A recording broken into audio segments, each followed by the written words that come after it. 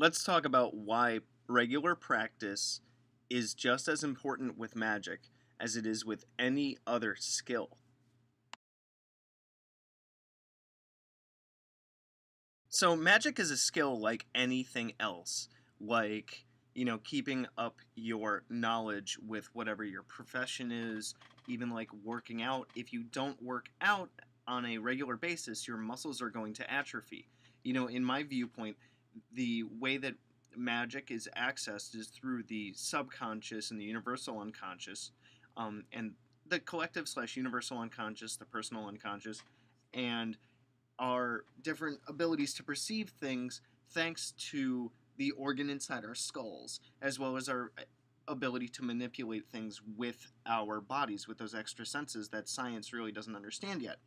And whenever we, like I said, with working out, if we don't practice those things, we start to lose that skill set. Like even people that have kids, if they haven't done certain kinds of math in a while, or if they whatever it is, they tend to have a harder time picking it back up. Even things you know um, like playing a musical instrument. If you don't do it regularly, your muscle memory is going to fade. Your ability to manipulate the instrument is going to slow down or wane or become non-existent.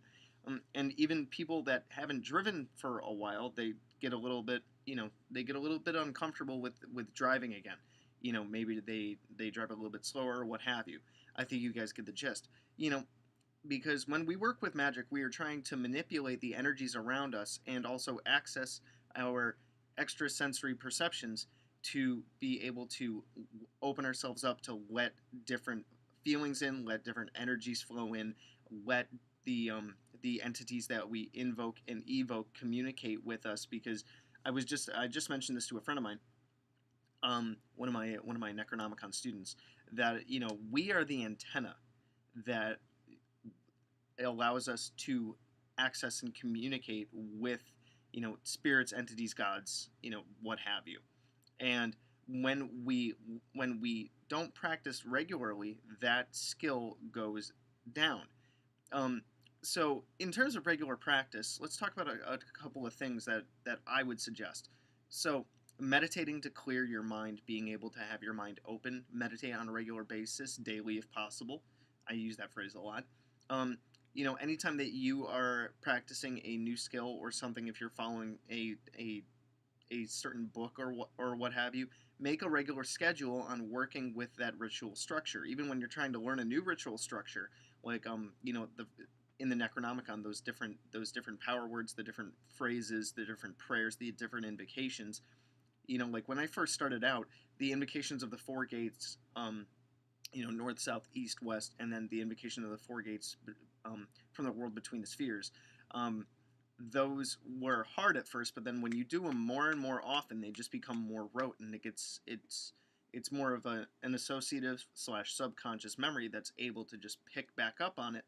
So you get really good with the pronunciation. Some of the phrases, like the big word in the invocation of the Watcher, Bargolomolonef, that one.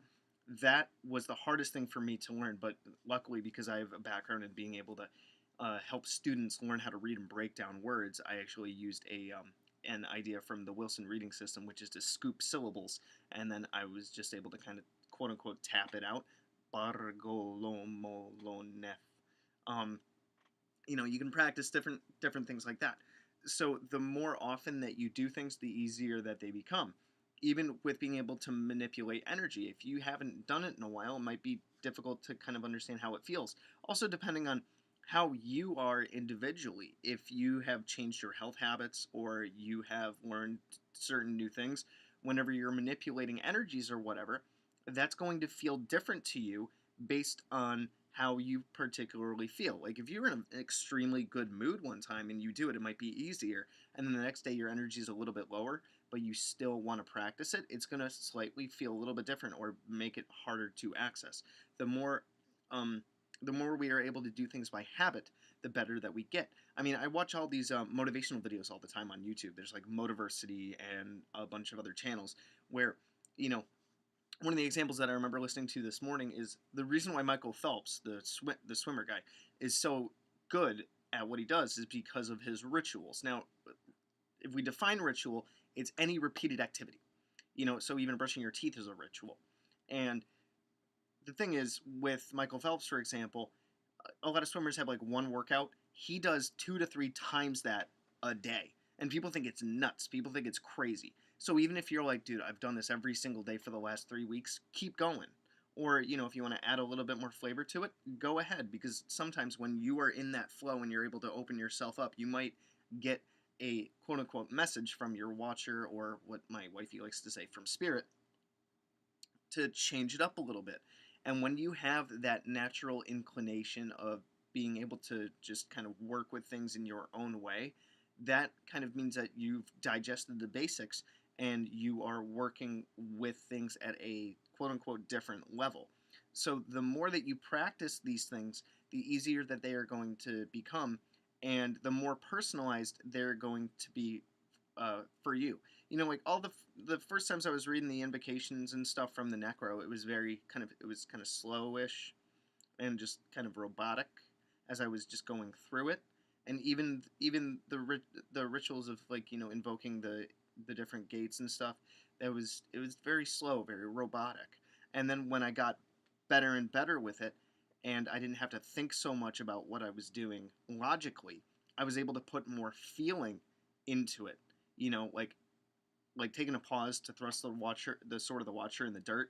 That was just kind of like, okay, that's the next step. But then when you start to memorize those things, you're able to add the energy to that oomph.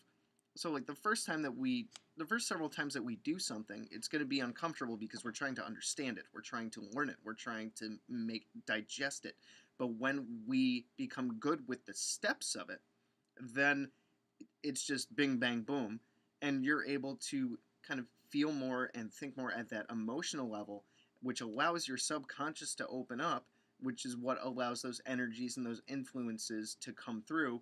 And also, the less that we're thinking with our logical mind, with our prefrontal cortex and the frontal lobe and all that stuff, and the more that we're letting our brains just kind of open themselves up to just, this is what I'm doing, then we're able to open ourselves up to perceive more, which really helps with invocations of deities or other spirits and such, because they are accessing our brains at a different level than the mundane, up work home TV bed kind of things that we go through, and honestly the way that we learn stuff first off the bat.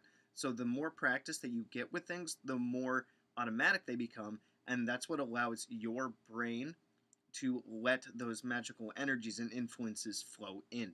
So, yeah, that's a pretty good explanation, if you ask me, about why regular practice in magic is important. Let me know what you guys think and drop it in the comments. As always, you can email me at priestofthenecro@gmail.com for any questions, comments, complaints, concerns, issues regarding the Simon Necronomicon and magic. You can check out my book, Magical Theater, which is on the psychology of magic, how psychology and energy work interplay in ritual to create changes both on the inside and on the outside. And let me see. Oh yeah, also you can check out any of my other videos and playlists for work with general magic, Necronomicon stuff. There's also my playlist on the theories that govern magic, which is what my next book is going to be about. Well, book number 3. Book number 2 is a surprise.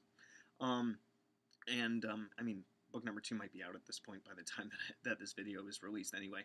But, kind of a retroactive thing. Anyway, so let me know what you guys think, and good hunting.